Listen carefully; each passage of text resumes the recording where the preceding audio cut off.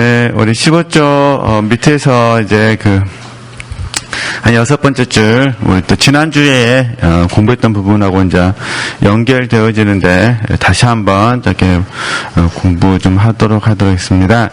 그래서 제가 드리고 싶었던 그 부분은 저희들이 이제 무리가 돼서도 안 되고 자칭 제자도 돼서는 안 된다, 그런 부분입니다. 무리나 자칭 제자가 되면 성장할 수 있는 기회를 잃어버리게 됩니다. 그래서 무리의 큰 문제점은 뭐냐면, 이제 무리의 큰 문제점은 소욕에 맞추어서 주님을 쫓았다는데, 이게 이제 문제가 되는 거잖아요. 이게 무리의 문제점은 소욕을 쫓았다는 거. 그죠? 예수님을 쫓는 것이 아니라 그들의 소욕 때문에 예수님을 쫓는 것에 대한 문제점. 그 다음에 이제 자칭 제자들은 말씀이 너무 어려웠다는 거. 그잖아요. 이제 말씀이 너무 어려웠다는 거.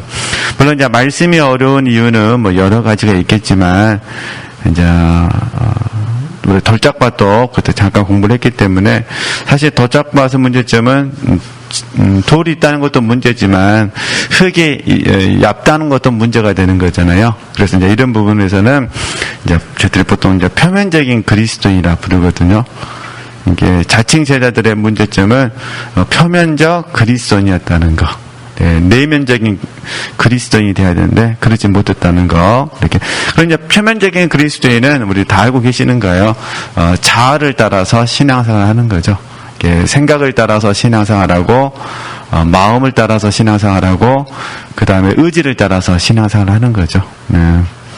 이런 부분들. 근데 이제, 가룟 유다를 제외하고 11명의 제자는 온전한 의미에서 성장한 건 아니지만, 그래도 이제 성장을 추구하게 되어지죠. 왜냐하면 그들은 영생의 말씀을 붙잡았기 때문에, 네, 그런 부분들 이해하시면 되실 것 같습니다. 네. 그 다음에 좀 더 내려오시면은, 이제, 사람마다 보이죠? 사람마다 다 다르지만, 우리가 환난과 핍박을 극복해냄으로써 진리를 깨닫게 되고, 그 깨달음을 묵상하고 순종할 때, 비로소, 영적인 진보를 이루게 된다. 이건 좀, 깊게 동의가 되셨으면 좋겠습니다. 그러니까, 사실 영적인 진보는 연단이 있어야 됩니다. 연단. 이게 학습하고, 우리가 늘 배우시는 거잖아요. 학습하고, 훈련하고, 연단 받을 때, 그때 이제 영적인 진보를 이루게 된다는 거, 그런 부분들 잘 아시면 되실 것 같고요. 계속해서 말했던 부분이니까, 잠깐 다시 이렇게 반복된 부분이니까 복습 좀 하게 되면은, 16페이지 첫 번째 문단에서, 쭉 내려오시면은, 베드로에게 주님의 말씀은 보이시죠? 네, 그 부분은 잠깐, 제가 다 말씀드렸으니까, 베드로에게 주님의 말씀은 영생의 말씀이 되었다, 그런 부분입니다. 그리고 우리는 이것을 베드로의 입장에서 봤을 때 영생의 말씀이잖아요, 주님이. 그래서 우리는 이 부분을 내적 지식이라 부르기도 하고, 다 같은 말입니다. 내적 지식이라 부르기도 하고, 그 다음에 영적 지식이라 부르기도 하고, 그 다음에 하나님을 아는 지식이라 부르기도 한다는 거. 그래서 우리가 계속해서 관심 갖고 훈련하는 부분이 하나님 말씀과 우리의 체험을 종합적으로 균형 있게 볼 수 있으셔야 된다는 거. 그죠? 그래서 사실 예수님께서 오병이어를 유대인들에게 체험하게 하신 것은 그들에게 주님을 아는 지식을 주시기 위함이잖아요. 그래서 저희들이 이것을 기적이라 부르지 않고 표적이라 부르잖아요. 표적. 그들에게 당신을 주고 싶었던 부분이죠. 이게 표적을 이렇게 행하셨는데, 무리들의 입장에서는 그 영적인 체험을 통해서 그들의 소욕이 더 커져버렸죠. 욕심이 더 커진 거잖아요. 그래서 그것을 주님께서 충족시켜주지 않으니까 주님을 떠나게 됐고, 또 자칭 제자들은 체험이 있었는데 말씀이 어려워서 주님을 떠나고 말았고, 그런데 이제 11명의 제자들은 이제 가룟 유다를 이제 미리 제외시키는 겁니다. 주님을 따랐다는 거. 그래서 잠깐 그 말씀 읽으면은 제자들은 체험과 하나님의 말씀을 바르게 이해했다는 거죠. 온전하진 않았지만. 그래서 베드로가 이렇게 말하잖아요. 우리가 주는 하나님의 거룩하신 자신 줄 믿고 뭐란 거죠. 알았습나이다. 그러나 사실 이때에는 온전함을 의미하는 것은 아니다는 거. 그래서 체험과 하나님의 말씀이 만나게 되면 우리는 이것을 표정이라 부른다 했잖아요. 본질이신 예수 그리스도를 얻었다. 그죠? 말씀이 없이 체험만 있으면은 잘못하면은 기적이 되는 거죠. 현상이 되는 거죠. 이런 부분들은 조심하셔야 된다는 거. 네. 네, 그러면 이제 여기서 잠깐만 정리하면은, 이제, 우리가 이렇게 이해하시면 돼요. 전에도 여러 번 말씀드렸으니까, 체험이 있으면, 이 체험은 반드시, 방향성이 있어요. 방향성. 그러니까, 체험은 우리를 어느 방향으로 인도하는데, 그게 이제 예수님이시죠. 네. 그러니까, 체험이 우리를, 먼저 정답은 예수님이셔요. 예수님께로 인도하고, 예수님께서 길이요, 진리요, 생명이시니까 당연히 우리에게 이 체험은 길이 되어지고 이 체험은요 진리가 되어지고 체험은 생명이 되어지겠죠. 그러잖아요. 네, 그런 부분이에요.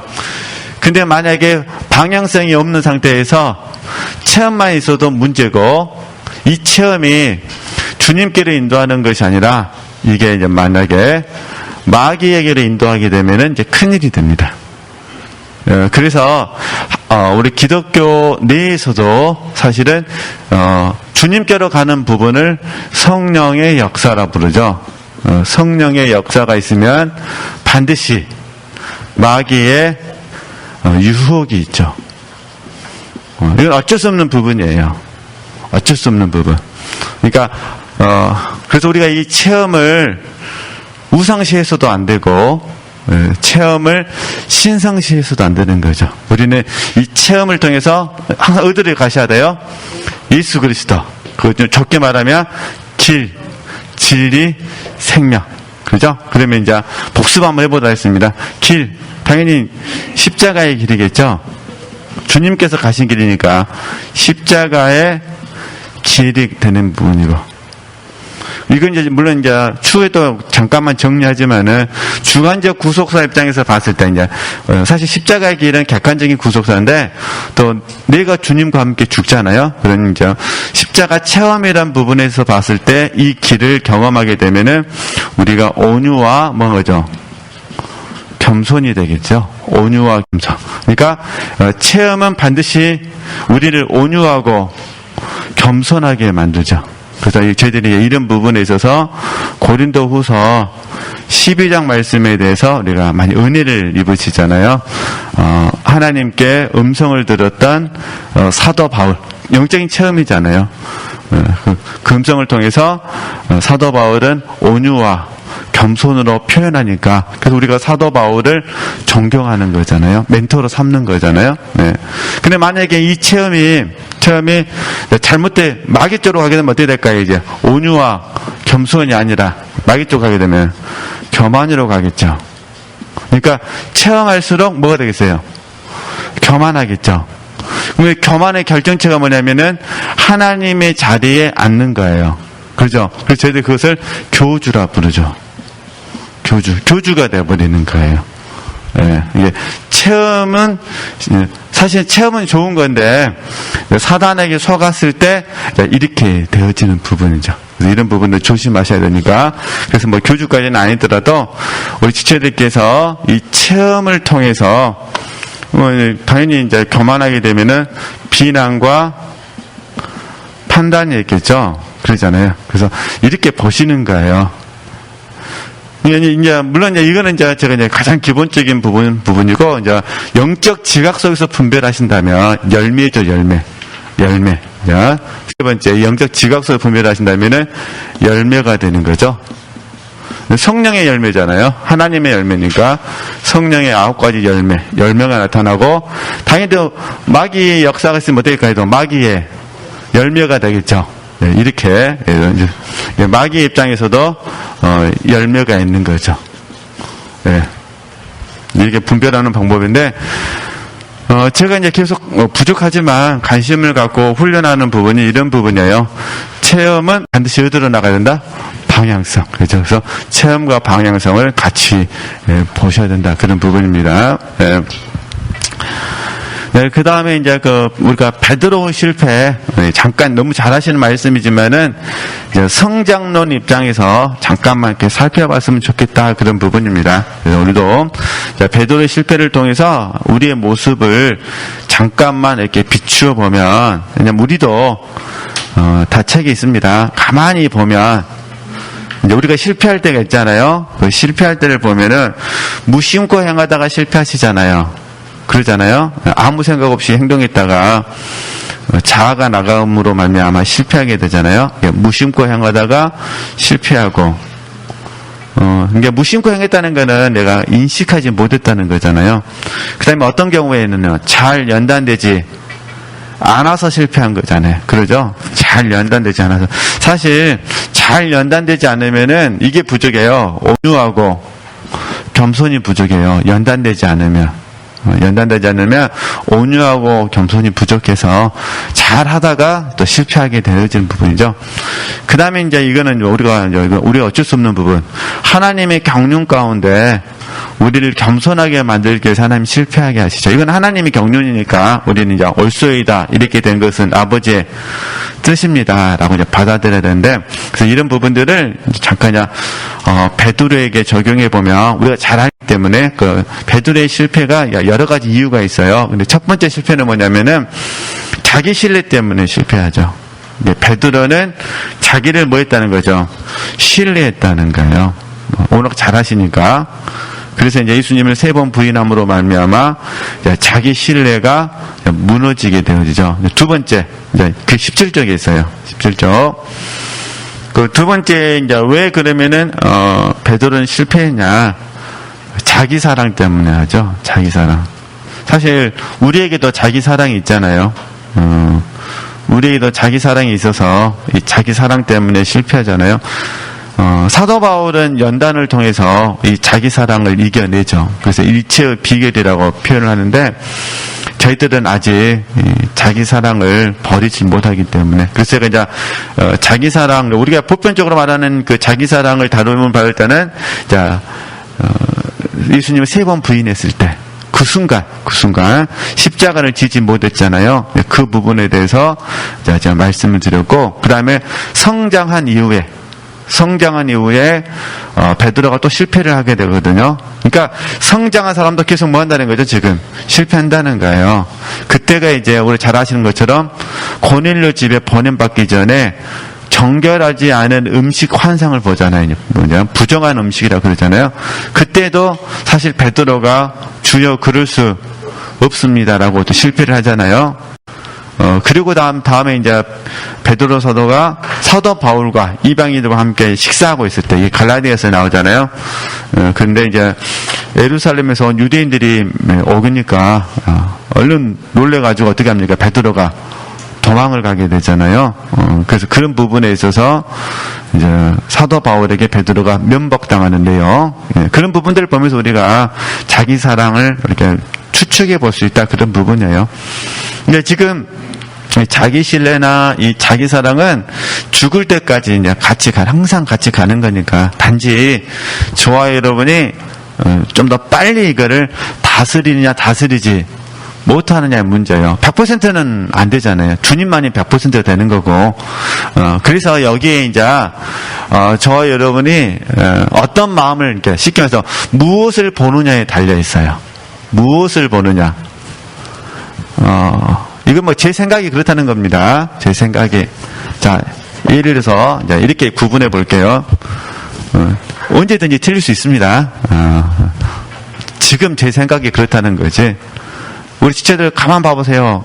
좋아하는 사람 다 있으시죠? 그리고 누군가가 지체들을 좋아해주는 사람도 있으시죠?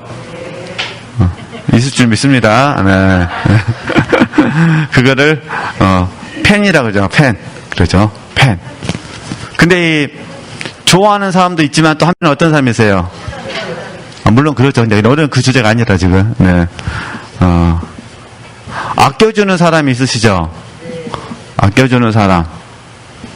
그리고 지체들 말고 다른 사람들의 지체들에 대해서 아껴주는 사람도 있을 거예요.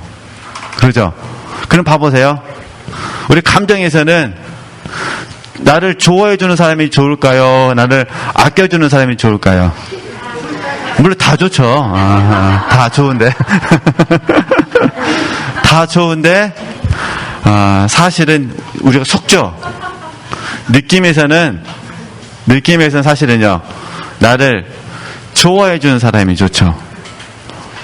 근데 진정한 면에서는 사실 나를 아껴주는 사람이 좋죠. 이게 이제 의지의 문제예요. 왜냐면 아껴주는 사람은 싫은 소리를 하거든요. 그렇잖아요. 좋아하는 사람은요, 하긴 해요. 하긴 하는데 주로 좋아하는 사람은 싫으면 떠나버리죠. 이게 좋아하는 사람은 언제든지 그래요. 100% 100% 돌아서게 돼 있어요. 이게 제가 그냥 어떤 말씀을 드리고 싶었냐면은, 사실 사도 베드로에게 지금 첫 번째 제가 자기 신뢰라고 말씀을 드렸고, 그다음 두 번째 자기 사랑이라고 말씀을 드렸잖아요. 근데 이 자기 신뢰와 자기 사랑은 한 번 깨어졌다 해서 영원히 없어지는 게 아니에요. 끊임없이. 그리고 어차피 우리 육체는 이 둘 중에 하나에 의해서 움직이게 돼 있어요. 제가 이제 싫어하는 거는 제외하고, 사실 지금 다 리더이시잖아요. 네, 다 리더. 가만 봐보세요. 리더 입장에서 봤을 때요, 나만 좋아하고 나만 아껴주면은 리더가 몇 년이나 버틸 수 있을까요? 지금 다 이렇게 1대1 나눔이든 셀 리더 모임이든 하고 계시니까, 이 사실 리더는 영적인 이야기는 아닌데, 그래도 리더의 연약함이 있으니까 리더도요, 뭘 받고 싶어요? 이생의 자랑이 아니라, 오해하실 것 같아. 십자가에 못 박아야 되는데 이생이, 그런 개념이 아니라, 이해되시겠죠? 그런 개념이 아니라 리더도 사실은 뭐라 그러죠? 아주 연약한 인간이다. 질그릇이다. 질그릇. 그러니까 리더에게도 누가 필요해요?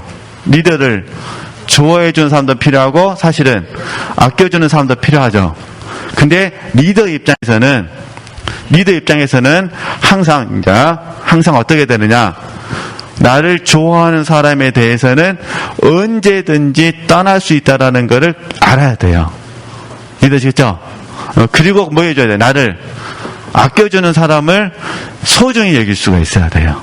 쉽게 말해서 나를 아껴줘가지고 비난까지는 아니더라도 내게 싫은 소리를 한다면 그것에 대해서 나는요, 그것을 수용할 수 있는 마음의 자세가 되어야 된다, 그런 부분이에요. 그런데 만약에 그 수용을 못하게 되면 어떻게 되느냐? 그러면 관계가 깊어지지를 못해요. 얕은 관계가 되어지는 거죠. 그래서 이렇게 한번 생각하시면 되시고, 이제 또 한편에서는 이제 만약에 이제 우리 그냥 좋아하는 걸 지우고 우리 지체들께서 누군가에 대해서 이제 아껴주는 사람이라고 한번 보도록 하겠습니다. 그러면 아껴주는 사람도 무조건 막 싫은 소리 할 수는 없는 거잖아요. 그러니까 어떻게 될까요? 이제 아껴주니까, 소중하니까. 그럼 여기 어떻게 되냐면, 훈육은 좀 정확한 표현은 아닌데, 이제 이해하기 쉽게 훈육을 하는 거죠. 아껴주는 사람에게는 내가 뭐 하고 싶어요? 훈육을 하고 싶어요. 만약에 나보다 아랫사람이라면, 그런 나의 윗사람이라면 어떻게 될까요? 그러면요, 당연히 여기서 덮어주고, 그러죠? 위로해주고, 기도해주고, 혹시 곤면할 기회가 생기면 곤면해주고, 뭐 이렇게 할 수 있겠죠. 그렇잖아요. 그러니까 아껴주는 사람에게는 사실은 저희들이 비난이라든가 판단하지는 않아요. 비난과 판단은 하지는 않아요. 그 대신 아껴주니까 뭘 해야 될까요? 분별하겠죠. 분별. 그래서 우리 지체들이 이제 계속 이제 리더로 세워가시면서 경험하실 텐데, 리더가 비난과 판단은 안 받을 수는 없어요. 그러잖아요. 항상 좀 더 높은 데 서게 되면 계속해서 결점이 보이거든요.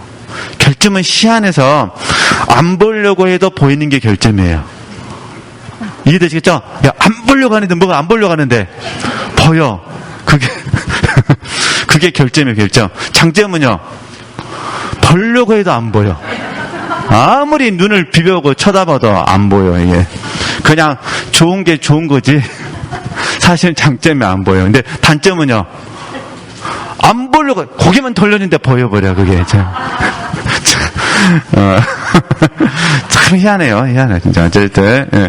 그래서, 이제 지금 제가, 그러니까, 지금 우리가 사도 베드로를 만약에, 어떻게 사도가 돼가지고 그러실 수가 있냐고, 만약에 그랬다면, 우리 이제, 바울 사도가 베드로 사도한테 왜 위선적이고 가식적으로 이렇게 행동하냐고, 당신이 어떻게 사도냐고 라고 한다면 그 관계가 어떻게 됐겠습니까? 그러잖데 우리가 가지고 있는 성경에서는 뭐라 표현하냐면 면박했다 그러거든요. 공적인 자리에서 뭘 줬다는 거죠. 그런 의미예요. 그런데 너무 놀라웠게 베드로 사도하고 사도 바울은 이 안에서, 그러니까 훈육의 관계가 되어지는 거죠.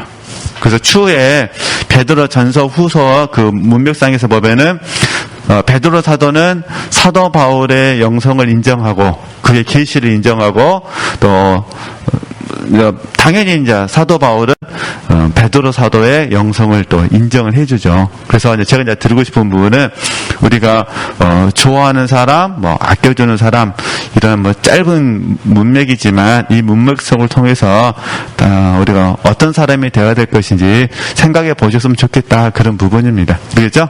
그러니까 지체들이 만약에 누군가의 허물이 보이면 좋아하는 사람으로 가셔갖고 이렇게 막 떠나버리시면 안 됩니다. 실망했다고 떠나버리시면 안 되고, 어디로 가셨으면 좋겠어요? 아껴주는 사람은 됐으면 좋겠어요. 그래서 다른 사람이 허물이 보일 때, 근데 100%는 아니니까, 100%가 아니면 다 보이게 돼 있어요. 그러잖아요. 100%가 아니니까 보이고, 설사 100% 하더라도 또 찾으려고 하면 또 보이죠. 그러니까 우리 지체들이 만약에 작정을 한번 했다고 생각해 보겠습니다. 작정을 안 하시니까 지금 안 보이시는 거예요. 상대방의 단점에 대해서 사실 관심이 없다는 거죠. 근데 이제 진짜로 작정하면 어떻게, 작정해가지고 첫 번째 찾아내기가 어렵지, 일단 첫 번째만 찾아내게 되면은 줄줄줄줄줄 이게 나오게 돼 있어요.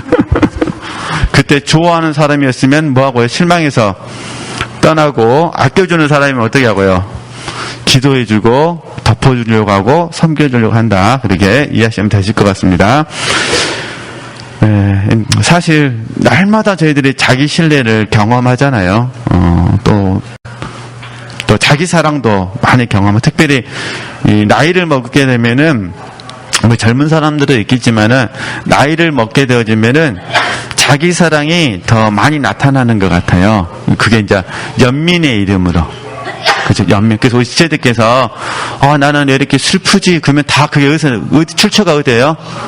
자기 사랑이에요. 자기 사랑. 그러니까 이렇게 한번 점검하시면 되실 것 같습니다. 그다음 세 번째, 물론 사도 바울은 다 이겨냈던 부분이지만 베드로 사도에게 있어서 세 번째, 그게 문제는 뭐냐면 쉽게 환경의 지배를 당했다는 거예요. 그러니까는 하녀잖아요. 하녀가 베드로 사도에게 딱 한마디 하니까 놀래가지고 뭡니까? 이렇게 너도 갈릴리 사람이다. 그러니까 난 절대로 갈릴리 사람이 아니다 그러잖아요. 그 1초 만에 그냥 바뀌어버리잖아요. 쉽게 환경에 지배를 당했기 때문에. 그래서 어쨌든 사실 그럼 제가 이제 우스갯소리를 좀 써놨어요. 부모이기도 하고 또 나이를 먹으면 몸도 아프기도 하니까. 그래서 예를 들어서 쉽게 이제 환경에 휘둘리는 그리스도인은 자녀가 조금만 아프면 뭐라는 거죠? 자녀가 조금만 아프면 걱정이 태산이 되다는 거예요. 감기에 걸렸는데 장사 지낼 것 같고 뭐 이렇게. 그다음에 또 어떤 일들에 대해서 또 쉽게 스트레스를 받기 때문에 항상 조심해야 된다는 거. 그래서 하나님이 우리의 마음을 연단하시죠. 마음을. 그래서 이렇게 이제 예를 들어봤습니다. 그러면 이제 우리에게도 다 있는 모습이니까. 그래서 우리는 하나님의 다루심을 통해 보이시죠. 예, 그래서 불러드릴게요. 그 다도심. 물론 성경적으로 말하면 하나님이 빚으시는 모습인데, 이제 우리는 이 부분을 연단이란 단어로 늘 설명하니까 그냥 연단하겠습니다. 연단. 그래서 연단은 다 이전에 배우셨어요. 우리가 연단의 가장 그 소극적인 부분이 뭐냐면 지적과 자족이거든요. 이게 가장 소극적인 거예요. 지적과 자족이죠. 근데 우리는 소극적인 걸 배우다가 지쳐버리죠. 그래서 지금 능동적인 걸 지금 적극적인 거를 지금 못 배우고 있어요, 지금. 네, 지적과 자족. 그래서 이제 지적을 배우시게 되면은 이제 마음이 평안해지죠. 감사하게 되고, 지적을 배우게 되면, 이제 자족을 배우게 되면요, 일체 비결을 알게 되고, 이런 부분들, 네. 이제 더 깊어지면, 이게 이제 적극적인 부분이 되면은, 그리스도의 군사로서 삶을 사는 거죠. 네, 적극적으로, 우리가, 이제, 지적과, 사실 자족은, 자아와 다 아시는 거니까 소욕의 문제거든요. 이거는 소극적인 거예요. 소극적인 거. 이제 적극적인 거는요. 그리스도의 군사가 되는 거예요. 그죠? 자기 일을 구하지 않는 거죠. 이게 이제 적극적인 거죠. 적극적. 능동적이라 부르기도 하고 소극적이고. 근데 사실 저희들이 이제 지적과 자족을 해야만 그리스도의 군사가 될 수가 있는데, 이제 원래 목적은 그리스도의 군사가 되는 거죠. 원래 목적은. 근데 이 그리스도의 군사가 되어지기 전에 지적과 자족의 훈련하는데, 지금 지적과 자족 훈련을 배우다가 사실은 우리가 너무 많은 에너지를 쏟아버리죠. 이 생각을 좀만 바꾸시면 되세요. 그러면 어떻게 하냐. 그래서 하나님이 연단을 시키시죠. 예, 가장 기본적인 연단이 이거예요. 지적과 자족을 하게 되는 거죠. 연단. 그래야만 자기 일을 구하지 않고 예수의 일을 구할 수가 있기 때문에. 그래서 부득불 어쩔 수 없이 하나님은 사도 바울을 연단시키고 또 디모데도 연단시키고 또 우리도 지금 연단시키고 계시는 거죠. 네, 그렇게 아셨으면 좋겠습니다. 네, 그래서 이제 그 결과 우리가 늘 배우시는 거잖아요. 이제 앞에서 베드로의 실패를 연결해서 보면 우리가 이렇게 다루심, 연단을 통해서 자기를 신뢰하는 마음이 무너지게 되면 누구를 이제 하나님만 의뢰하게 되고 이렇게 되는 거예요. 자기 신뢰가 무너져야 하나님만 의뢰해야 되고, 자기 사랑이 무너져야 그 다음에 하나님 사랑으로 나아가게 되고, 환경의 영향을 받되 지배당하지 않는 그리스도인이 되는 거죠. 그래서 저희들이 이 부분을 표현할 때 휘둘림을 당하지 않는다 또는요 들리지 않는다라고 말하죠. 근데 여기에 이제 오해가 있으신 것 같아요. 자,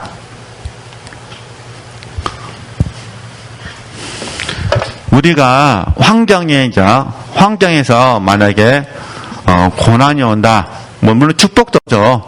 우리 형통이다 그러니까 형통. 그러면 환경 속에서 고난이 오든 축복이든, 이제 고난으로 먼저 예를 들면 고난이 오면 당연히 몸이 영향을 받죠. 몸이 영향을 받으면 혼에게 전달하는 지식을 주잖아요. 지금 힘들다라는 인포메이션을 전달해 주는 거. 그러면 혼에서 대체적으로 먼저 갖는 거는 염려죠. 염려. 두려움이 있잖아요. 두려움이 생기는 거죠. 그렇죠? 근데 여기서 우리가 조심해야 될 게 뭐냐면은 두려움이 있다는 것을 거절하면, 부정하시면 안 된다는 거예요. 두려움은 항상 있어요. 제 의미를 아시겠죠? 항상 두려움은 있는데 문제는 뭐냐? 우리가 이 두려움을 거절한다는 거예요. 무엇을 거절하냐? 믿음으로. 그러니까 믿음으로 두려움을 거절하는 거죠. 이걸 이제 로마서 8장을 적용하면 영이 되는 거죠. 그러니까 영으로서 우리 두려움을 거절하는 거예요. 물론 어떤 경우에는 이걸 저희들이 이제 은사적 믿음이라 그럽니다. 그러니까 어떤 경우에는 이해되시겠죠? 어떤 경우에는 은사적 믿음을 주셔가지고 처음부터 두려움을 안 갖죠.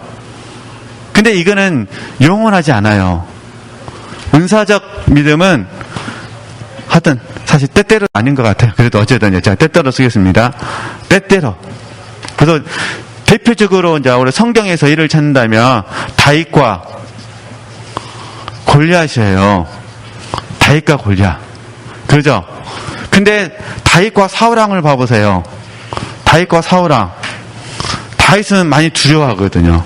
그러니까 골리앗 앞에서는 다윗은 두려워하지 않았어요. 왜냐면은 그 순간만큼은 하나님이 그냥 은총을 주신 거예요. 이해되시죠? 그러니까 이걸 이제 우리식 말하면 은사적 믿음을 주셔가지고 다윗으로 하여금 믿게 하신 거예요. 그러니까 그 순간만큼은 두려움은 없었죠. 그런데 사울왕에게 약 13년을 쫓겨다닐 때는, 이해되시죠?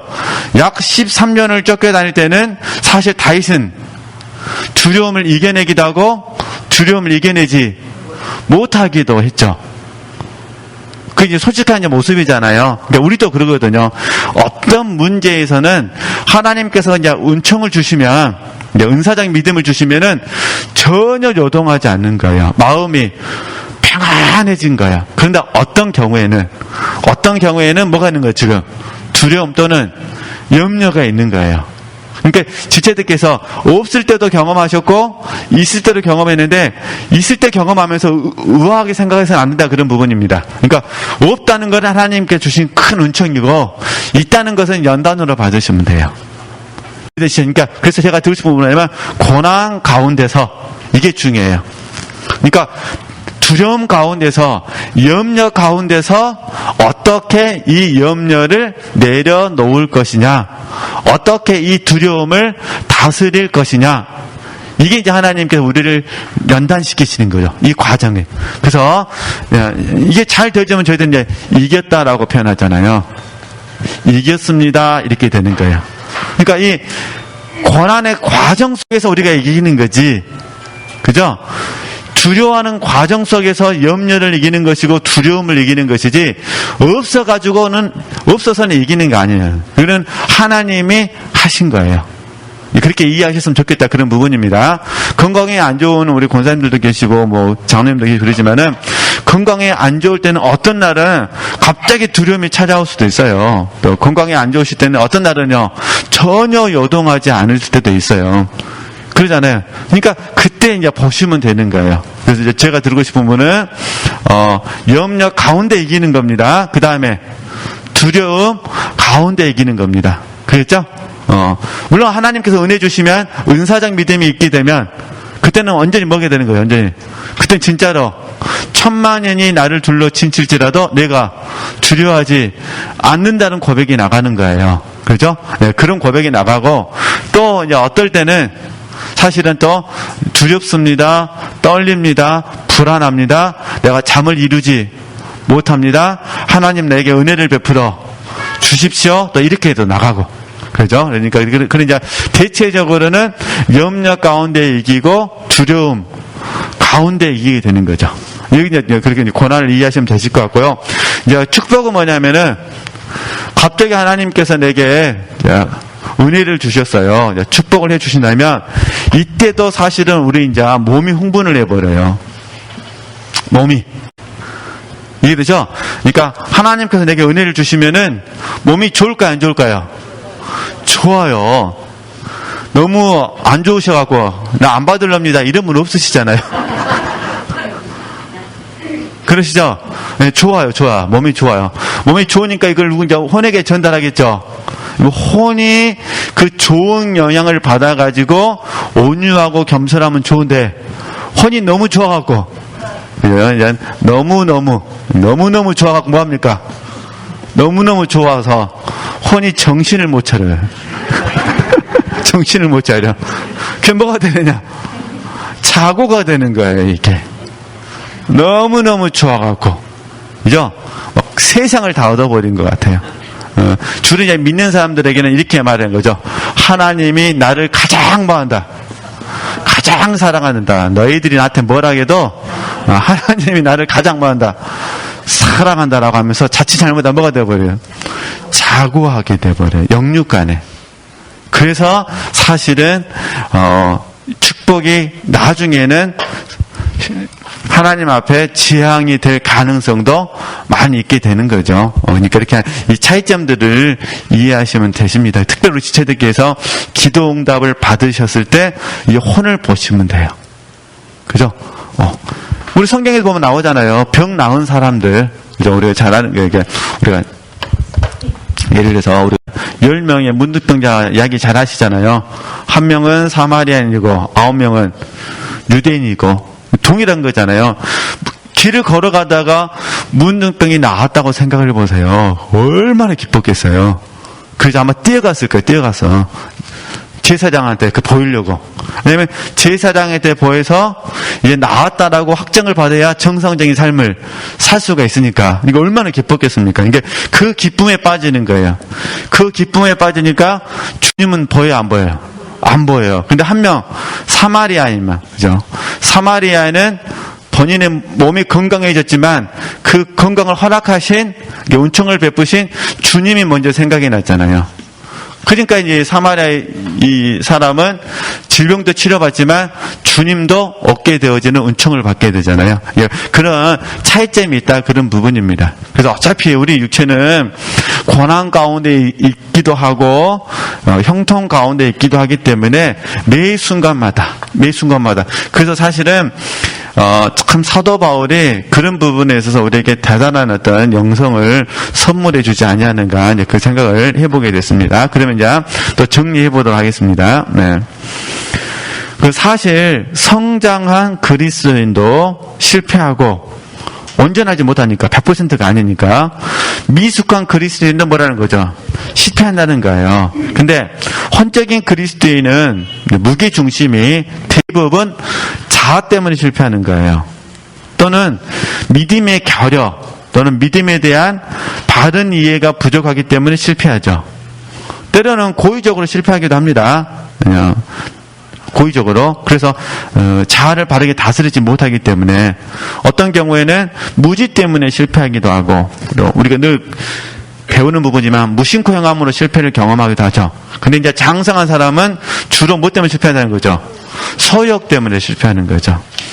자아 때문에 실패 안 한다는 것이 아니라 자아 때문에도 실패하는데 주로 소욕 때문에 실패한다, 그런 부분이에요.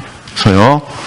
이 소욕은 지난주에 제가 말씀드렸지만 우리 자아에서 나오는 것도 있고 몸에서 나오는 것도 있고 세상에서 나오는 것도 있고 영적인 소욕도 있습니다. 그래서 18편에 제가 이제 들고 싶었던 부분은 이 소욕은 죽을 때까지 가는 거예요. 죽을 때까지. 그래서 우리와 함께 하기 때문에 우리가 이 소욕을 지혜롭게 뭐 하셔야 돼요? 절제하고 다스리는 법을 배우셔야 돼요. 또 성장하신 분들도 무심코 행하다가 실패하기도 하고 그렇기 때문에 이런 부분들, 또 우리 장성한 사람도 모든 것을 다 아는 건 아니잖아요. 계속 배워야 되니까 이런 부분도 실패하기도 한다, 이렇게 참고하시면 되실 것 같고요. 그래서 제가 이제 갈라디아서 6장 1절에서 5절 말씀 중에서 일부분, 그래서 제가 이제 깨닫던 부분은 사실 나를 모르면 다른 사람을 바로잡기가 어렵다는 거예요. 그래서 사도 바울 말씀 그대로 인용해놨습니다. 만일 누가 아무것도 뭐란 거죠? 되지 못하고 된 줄로 생각하면 스스로 말한 거죠. 속인다는 거예요. 그래서 우리는 실수도 하고 실패도 하고 특별히 연단의 과정을 통해서 내가 누구인지 뭐 하셔야 돼요? 아셨으면 좋겠다. 그래서 내가 누구인지를 알아야만 사실은 자기 기만에서 뭐 할 수 있어요? 벗어날 수 있어요. 정말 자기 기만은 영적으로는 무섭습니다. 그래서 우리가 이 자기 기만에서 벗어나야 함께한 사람들에게 신령함과 온유한 심령을 지킬 수가 있습니다. 자기 기만에서 벗어나지 않으면은, 못 벗어나게 되면은 큰일 납니다. 하여튼 참 너무 어려운 주제인 것 같아요. 그래서 제가 이제 계속 그런 부분을 좀 언급해놨어요. 아무리 신령해도 언제든지 뭐라는 거예요? 자기 기만에 빠질 수 있다는 거죠. 존재면에서는 신령할 수 있지만 상태면에서는 신령함을 잃어버릴 수도 있고, 그럼 또 온유한 심령이 될 수가 없잖아요. 그러다 보면 여기에 이제 육신적인 동기라든가 다툼이나 허용이 들어오게 되는 거죠. 그래서 아무 일에든지 다툼이나 허용을 하지 말고 오직 겸손한 마음으로 각각 자기보다 남을 낫게 여기라. 또 갈라디아서 5장 26절처럼 되는 거예요. 헛된 영광을 구하여. 이게 성장한 사람도 이게 성령으로 산다 하더라도 이 말이에요. 성령으로 살면 성령으로 행하라. 이게 25절이잖아요. 그런데 성령으로 살고 성령으로 행한다 하더라도 결국 잘못하면요. 헛된 영광을 구하여 서로 격동하고 서로 투기할 수 있다는 거거든요. 그래서 나를 바르게 알고 신령함을 유지해야 자기 기만에 빠지지 않을 수 있다. 그러므로 우리는 하나님의 말씀을 체험을 통해 알아하고 내 안에서 뭐 하는 거죠? 체계화 되어야 된다. 나머지 부분도 또 다음에 하기로 하고요.